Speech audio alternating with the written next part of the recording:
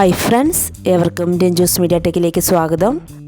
ഇന്ന് അധ്വാനവുമായി ബന്ധപ്പെട്ട പഴഞ്ചൊല്ലുകളാണ് നിങ്ങളുമായി പങ്കുവയ്ക്കുന്നത്. നമുക്ക് വീഡിയോയിലേക്ക് പോകാം. വിയർത്തവൻ്റെ വിശപ്പിന് സുഖമുണ്ട്. കാലേ തുഴഞ്ഞാൽ കരയ്ക്കണയും. എല്ലുമുറിയെ പണി ചെയ്താൽ പല്ലുമുറിയെ തിന്നാം. കൈ നനയാതെ മീൻ പിടിക്കുക. നട്ടാലേ നേട്ടമുള്ളൂ.